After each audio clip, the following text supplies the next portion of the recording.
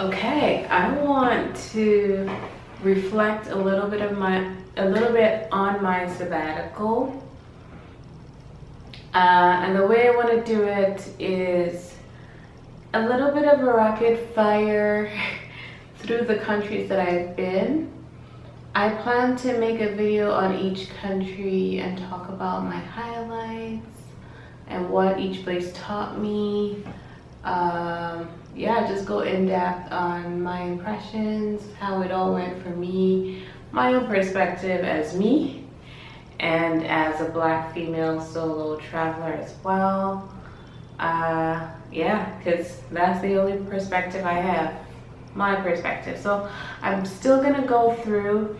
I was reflecting on why I haven't actually started to do all that, and I'm finding in some ways I've been holding back on like sharing my photos from my sabbatical on Instagram, etc.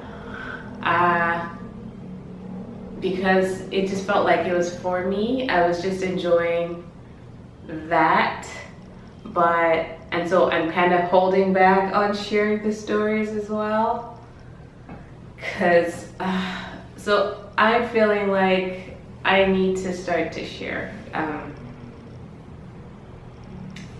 debrief and reflect on all of the things that I've gone through. And I've been writing through all of it, journaling as much or as little as I could, just nuggets.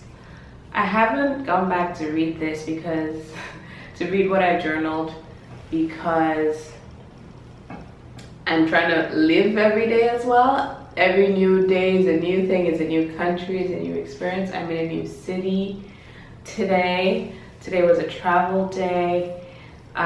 So there's more to come is what I'm saying. There's a whole lot more to come on my sabbatical and on travel. If you're not interested in the sabbatical part, but you're interested in travel and cities and countries and what it's like there, I'm gonna be sharing all of that. But today, I'm just gonna go into where I've been. So I have been on this sabbatical, I've been traveling for about 6.5 months now. And in that time, I've been in, I believe, 14 countries in that time. I'm slow traveling, so I'm slowing everything down to just more like live in these countries rather than move through them too quickly. And so I have a list of the countries because I need to even remember where I've been in order. And so I'm gonna start on that. So the first place I was my home country, Canada. I was there before I started. Before the 6.5 months, I was there 2.5 months. And that was the start of my sabbatical. I just wanted to be home and experience my city, be with my people, just be before I set out on the road long term. And so in that time, I think that time taught me, it started to teach me about rest. It taught me that I didn't have to pack my calendar. I didn't have to schedule myself fully. I didn't have anything to prove. I didn't have to be productive because I felt the need to still fill up my calendar to prove that I was still using my time well, my time was still accounted for. And those are some of the things I struggled with. So that period of time taught me that I could just enjoy, I could just rest, that I was on sabbatical, and I didn't have to guilt myself for resting, because rest felt so hard for me to do that, if I'm being honest. That's one thing it taught me. There's a whole lot, but I'll probably just do 1 or 2 things from each period of time, and then I'll move to the next place because I'm trying to cover a lot of places. But let me see, before I move, is there any other thing that I can highlight? I think it also taught me, or reminded me of something that I already knew, that if there's something that I want to do, I need to get it on the calendar, I need to speak up, I need to like start it. Like there is no tomorrow, someday. It was like There's things that I wanted to learn. I immediately booked them. I immediately started got started on my goals, things that I wanted to do, and I'm so glad that I used that time doing those things as well. So it just taught me to be proactive, or to take the first step on my goals or on my plans. Okay, so after Canada, the first place that I went to was Mexico. And Mexico reminded me that I'm beautiful. Mexico was pretty much one of my eat, pray, love moments on this sabbatical. It was just nourishing. The people I spoke to were lovely, were complimentary. I didn't feel like I wasn't welcomed. I felt very welcomed.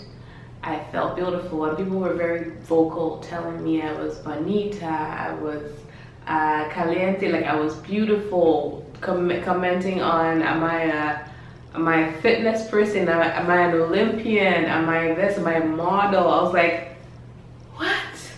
So Mexico reminded me that I'm beautiful. Mexico also taught me that in order to love, it could go both ways. For me, I didn't like Mexican food before I went to Mexico. Hot take, controversial opinion. I was even too scared to say those words before I went to Mexico because I actually didn't like Mexican food. But Mexico taught me that when you fall in love with a place, you fall in love with the people, you fall in love with the culture, you fall in love with the environment and their story, the people and their story, their environment, you naturally will fall in love with the food. I left Mexico in love with Mexican food, and the only way that I came to that place was because I fell in love with Mexico and like being there, and yeah, so it taught me that relationship to food and to places and to people, and to just giving people the benefit of a doubt of your time. I remember Mexico was my first stop, and Mexico is when I was shoulder to shoulder with the locals in their buses. The most local buses, I went in them. I wanted to live like a local, so I pushed myself to travel in a way that I've never traveled before then. My usual travels, to be honest, was more like luxurious, more touristy, more prim and proper. But Mexico, I was like, let's go with the locals, and I fell in love with them. So yeah, that was what Mexico taught me. I might have to split this video into a couple parts because I haven't gone far at all. And okay, the next place I went to was Peru. Ooh, what did Peru teach me? Peru taught me, wow, Peru. I have to think about this one. I think Peru made me fall in love with food all over again. Like I've always been a foodie. I already loved food, but Peru woke up my taste buds in a way I didn't expect. I don't think I knew a lot about Peruvian food before I went to Peru, to be fair, but that was an awesome way to be like thrown into just goodness. So Peru for me was a culinary delight. Like, it was awesome. Peru also was a bit of everything. Peru was desert and beach and forest and mountains and valley, and like the geography, is it geography I want to say, the nature of Peru was just so beautiful, and I got to travel the country, like I got to see a lot of it. I flew to different places, and I also got on this, there's a Peru hop, there's a bus that kind of takes you from one side of the country to the other.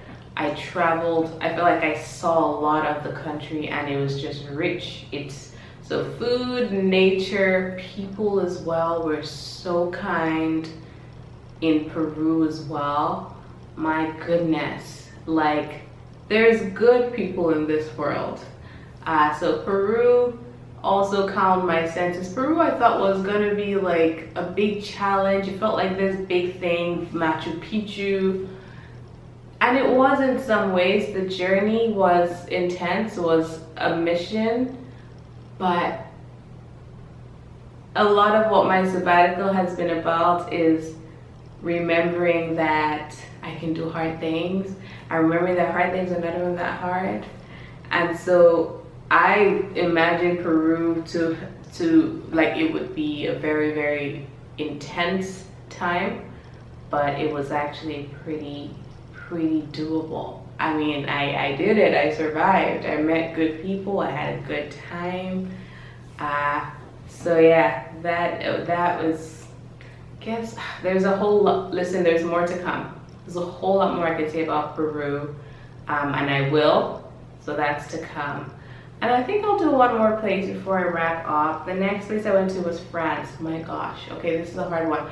France deserves a video or two, but I'll say for this one, France taught me. I was in France for 2 months, living there in 2 separate regions of France. France taught me, I would say that I can do, France taught me to push myself. I was there to learn French, and so I was living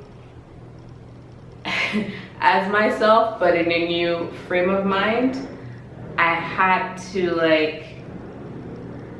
push myself every day. Every time I needed to get out of my house, I needed to be in French. So it was the biggest challenge, one of the biggest challenges of my life. Like it was, well, okay, maybe that's dramatic, but France was tough. And France taught me that I'm resilient, that yeah, I can learn in the face of like everything was against me, but I really wanted to learn this French. And yes, I definitely improved my French because I had no choice. So there's a whole lot more to come on France. I'm giving you my word, but yeah, France taught me that I had to like just keep going. It taught me that it was okay to sound dumb because I didn't have the words to sound smart. And it taught me, yeah, different ways of building community. Like I had to get creative with building community because I had to have people to talk to. And so it also taught me that I'm not sure how much space I have on my camera, on my SD card. I need to figure that out. But I think I'll end on France. And so that means there's a whole lot more country. That would mean I've only done 4 countries and I've been to 14. So I can probably do 2 or 3 parts depending on how fast I am. But that will be today's video. I hope you enjoyed this reflection, this travel reflection, just highlights. I've been posting a video every day for over a month, so check them out if you like this kind of videos. I encourage you to check another one out and subscribe if you're not subscribed.